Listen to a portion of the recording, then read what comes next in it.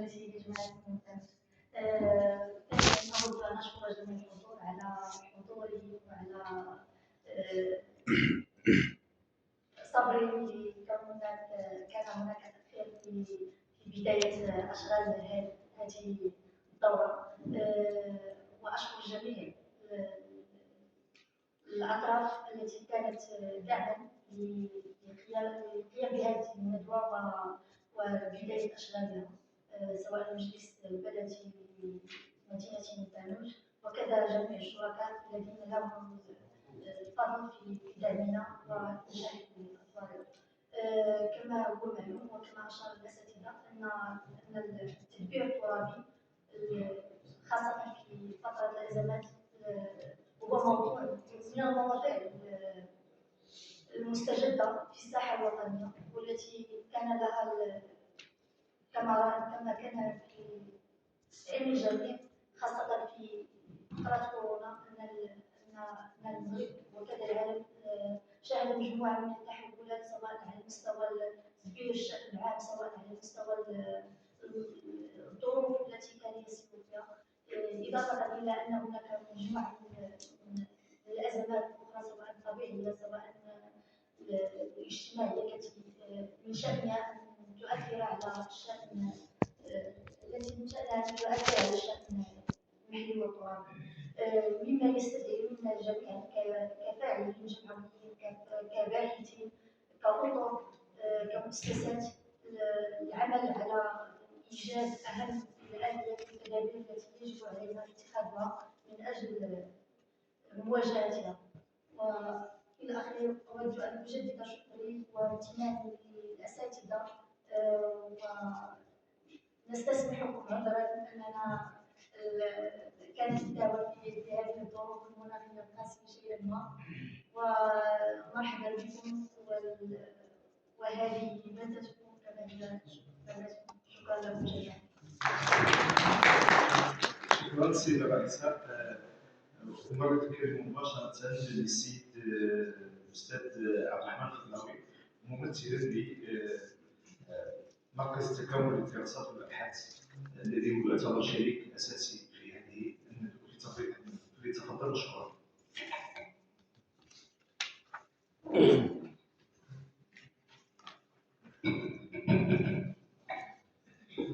شكرا سيد الرئيس. السلام عليكم. صباح الخير. بداية لابد أن نتقدم بجزيل الشكر وعظيم الامتنان للمجلس الجماعي لمونتانوج الذي قبل مباشرة بعد التفكير في هذه الندوة قبل باحتضان التحقيقات العلمي.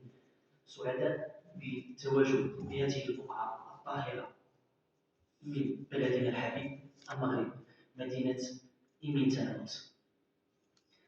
بالنسبة لهذه الندوة التي كنا نفكر فيها مع المركز المغربي للدراسات الاستراتيجية والأبحاث القانونية والقضائية ومع المجلس الجماعي ومركز التكامل، الذي أبلغكم الاعتذار ديال السيد الرئيس عبد الرحيم علان، نظرا لأنه الأمر يتزامن مع الامتحانات ديال القضيات واللي تكون قانون السد الاجتماعي من مراكش، والذي كان يود بقات معنا واحد الوقت حوالي 11 ديال الليل، ولكن في الأخير مابقاش اللي غادي يبلاصي. ويقدم لكم كل الشكر والتقدير، ويتمنى أن تكون هذه الندوة في المستوى المطلوب. بالنسبة لهذا الموضوع، هو موضوع كما قال الأستاذ سعيد، هو موضوع له راهنيته، موضوع يهم كل مواطن مغربي مهما كانت مكانته داخل هذا التراب. موضوع يرتبط بطموح الدولة الترابية، طموح الديمقراطية الترابية، والتي نود ترسيخها من خلال مجموعة من المقومات، من خلال تأسيس الدستور الترابي، من خلال تأسيس مجموعة من القوانين التنظيمية المتضمنة في الوثيقة الدستورية، من خلال مجموعة من النصوص القانونية التي تعرف نوعا من الذاتية ونوعا من الاستقلالية. موضوع التدبير الترابي زمن الأزمات، جاء التفكير في في هذا الموضوع انطلاقا من الأزمات التي تعرض لها المغرب.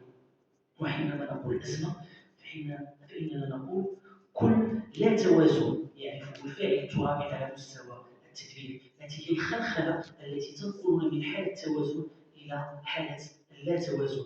كيف يتصرف معها الفاعل الترابي؟ كيف يتصرف معها المواطن؟ كيف يتصرف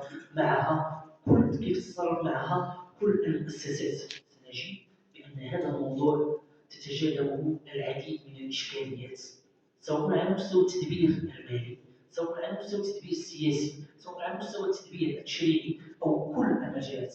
المهم هو أننا من خلال هذا الموضوع الذي نتمناه أن يكون حلقة علمية دسمة بامتياز، أن تخرج بمجموعة من التوصيات التي من خلالها تنفتح المراكز البحثية على محيطها على كل هذه الجماعات الترابية. موضوع أقول بأنه أسال مداد العديد من الباحثين، لكن هناك فيه العديد من الكتابات، العديد من المواضيع التي يعرفها التدبير العمومي الترابي بشكل عام. حتى أختم أقول أنني أتقدم بجزيل الشكر مرة أخرى إلى كل الفاعلين وكل هيئة المنظمة سواء الصواب الأستاذ رضوان بن الشريف، وأخصه بالشكر طبعا على البارح حتى 12 ديال لجنة التحضير، والذي كان يشتغل على قدم وساق من أجل التحضير إلى هذا اللقاء العلمي. شكرا جزيلا أستاذ رضوان. ثم الشكر إلى كل هؤلاء الأشخاص الحاضرين، السادة الأساتذة الباحثين الموظفين، مرحبا بكم. نتمنى إن شاء الله أن يكون هذا اللقاء لقاء علميا دسما، نتجاذب في الأفكار، نتقاسم في الأفكار لكي نخرج إن شاء الله لتوصيات نحاول من خلالها أن نؤسس لمنظومة تدبيرية للأزمات. شكرا سيدي الرئيس. شكرا أستاذ عزيز.